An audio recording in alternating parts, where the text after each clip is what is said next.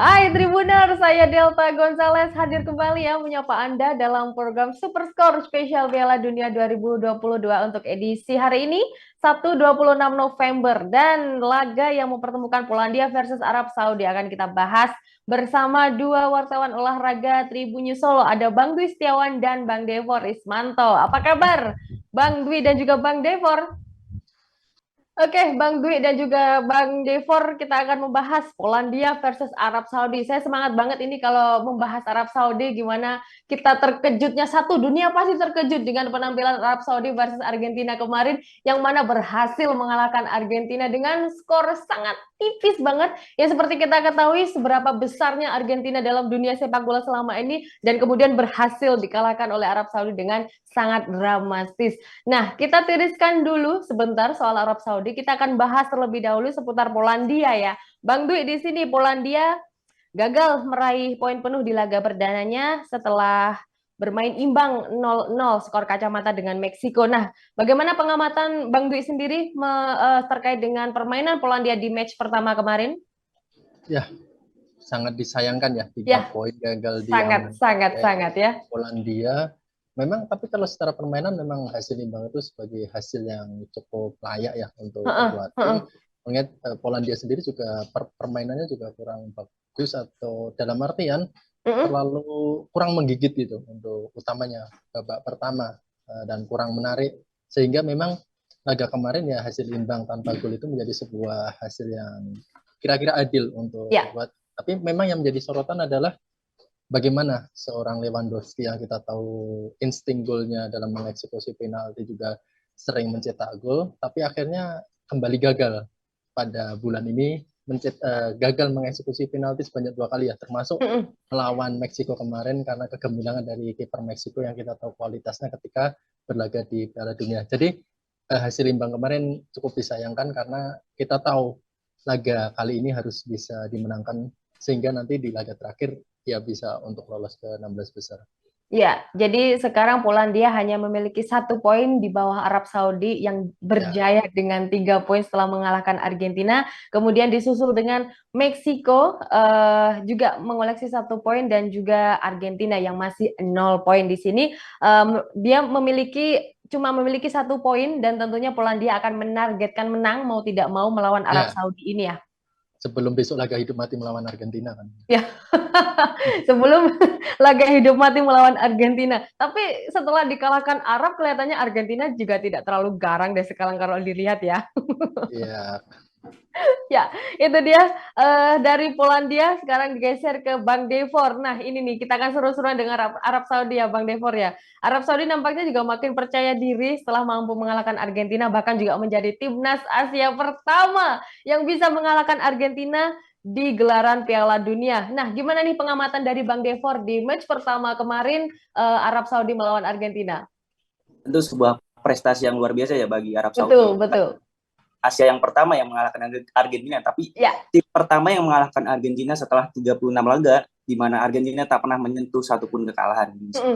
Dan secara garis besar, pelatih yang menjadi kunci adalah bagaimana taktik seorang Hervé Renard yang menerapkan garis pertahanan tinggi melawan tim sebesar Argentina, di mana total dari catatan FBref ada 10 kali pemain Argentina terjebak dalam posisi offside, dan 3 diantaranya termasuk gol dari Messi dan Lautaro Martinez dianulir karena terjebak dalam posisi offside, dan itu sangat mempengaruhi psikologis dari para pemain Argentina, di mana mereka yang menyerang begitu totalitas di babak pertama harus hanya mencetak gol lewat titik, itu pun lewat titik putih.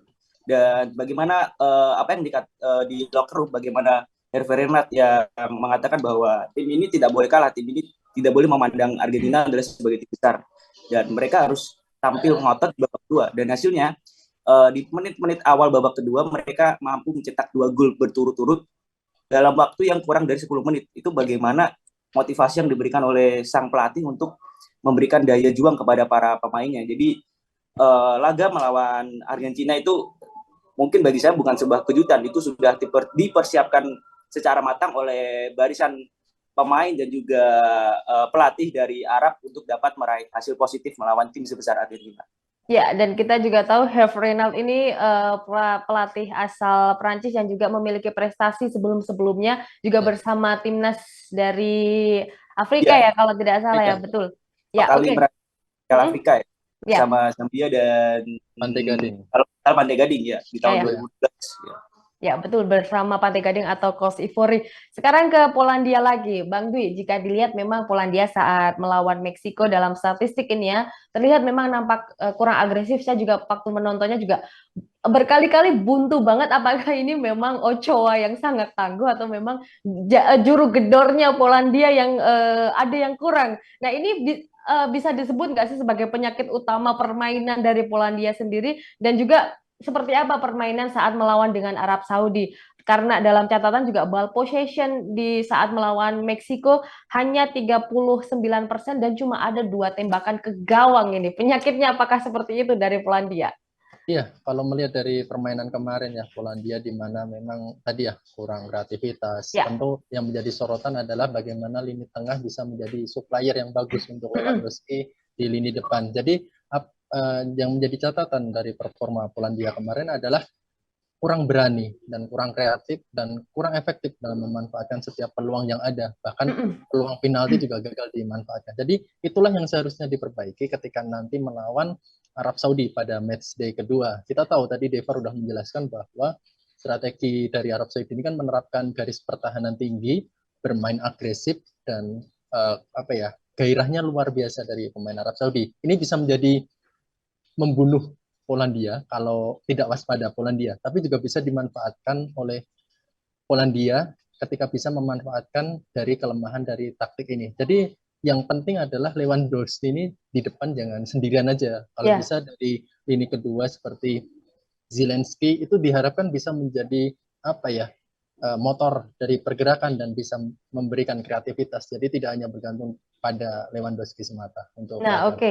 Untuk ke depannya saat bertemu dengan Arab Saudi nanti, apakah akan ada perubahan dari strategi yang dipilih oleh Michinius di sini? Kalau kemarin memakai 4-1-4-1, apakah ada perubahan atau seperti apa? Iya, kalau saya harap sih ada perubahan ya, utamanya di lini depan, di mana memang kemarin kan deadlock sampai hadiah penalti tidak bisa dimanfaatkan. Jadi saya Ya, harapnya untuk penyerangnya itu Lewandowski ada duetnya di depan gitu. Jadi tidak sendirian, nggak nanti sendiri. ditunjang Zelensky dan gelandang lainnya di lini tengah. Jadi yang saya harapkan adalah perubahan di mana Milk yang menjadi penyerang Juventus ya pada musim ini bisa menjadi duet ampuh bagi Lewandowski untuk di depan untuk menggedor jala pertahanan Lewandowski yang menerapkan garis pertahanan tinggi. Jadi ketika dua duet ini bisa maksimal dalam memberikan kontribusi dalam laga nanti, saya kira garis pertahanan tinggi yang diterapkan Arab Saudi bisa dieksploitasi oleh Lewandowski ataupun Milk di lini depan.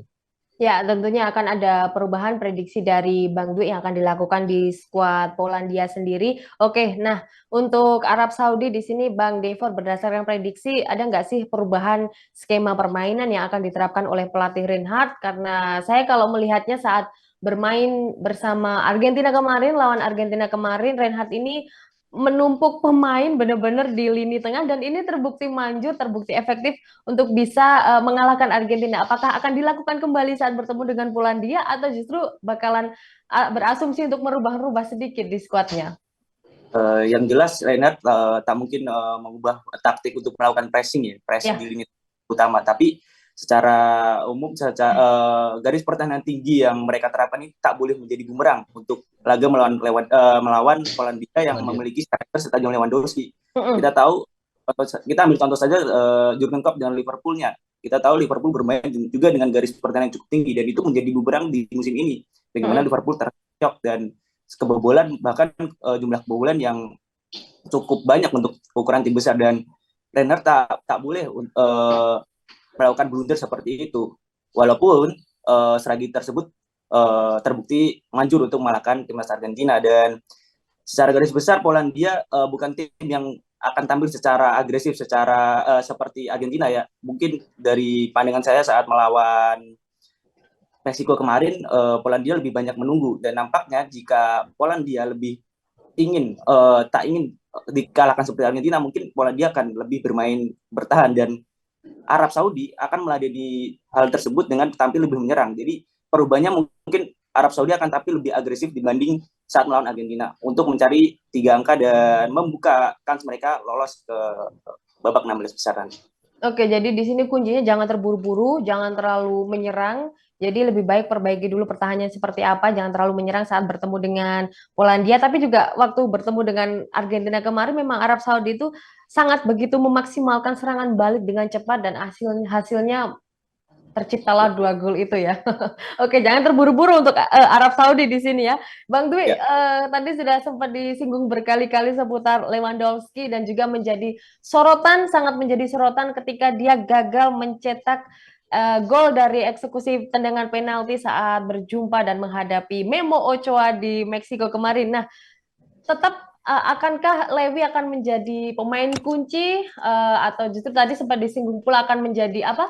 Akan ada duet di depan lini depan Polandia atau bagaimana ini akan penampilan Lewi nanti?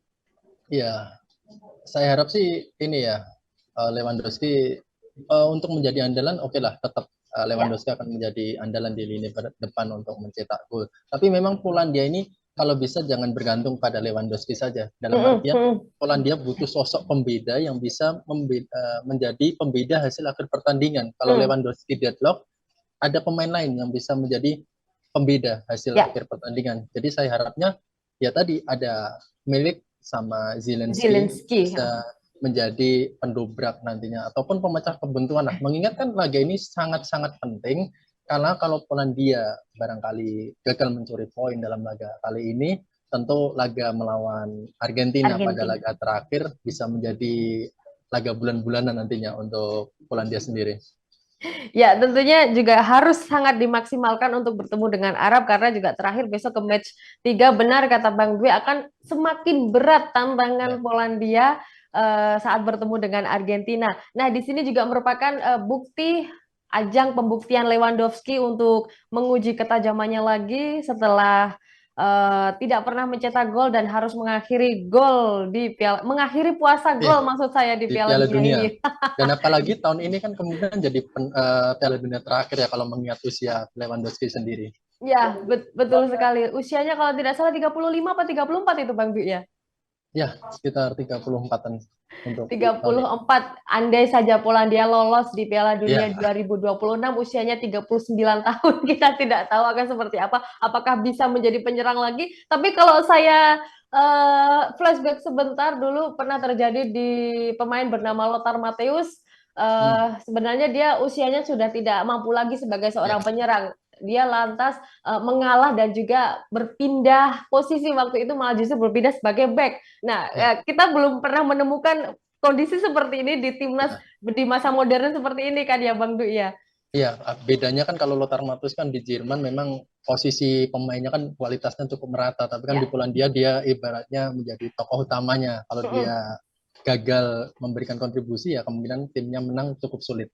Ya, ini beban sangat berat berada di pundaknya Lewandowski karena hanya dia satu-satunya ujung tombak di Polandia. Oke, nah kalau dari kubu Polandia akan ada Lewandowski yang patut diwaspadai oleh kubu Arab Saudi. Nah, sementara ini Bang Devor, siapa sebenarnya pemain Arab Saudi yang perlu diwaspadai atau perlu dijaga ketat oleh pemain-pemain Polandia nanti?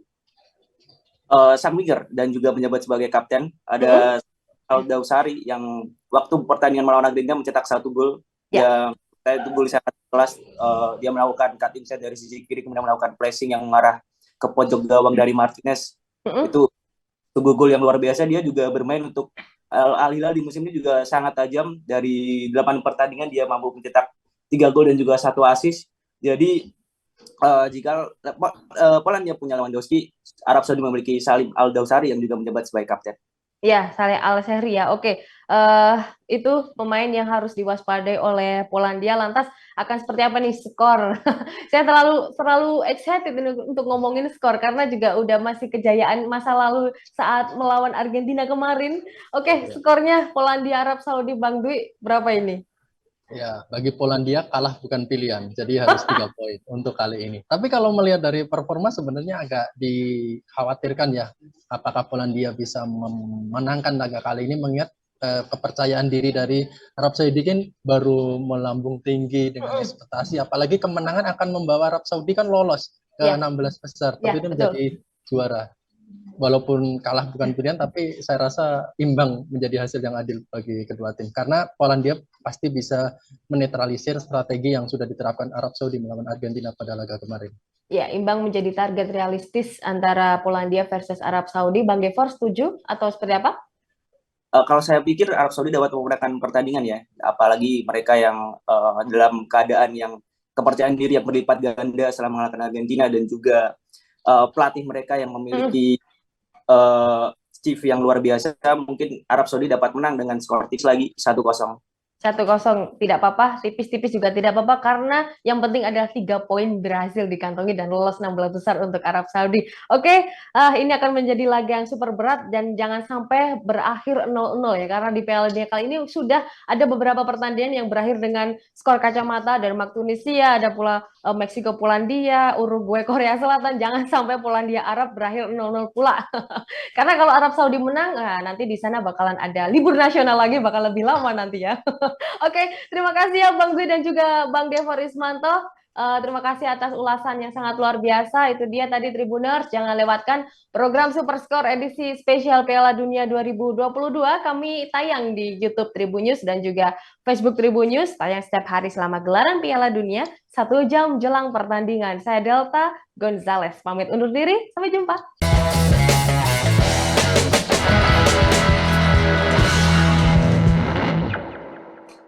Terima kasih sudah nonton.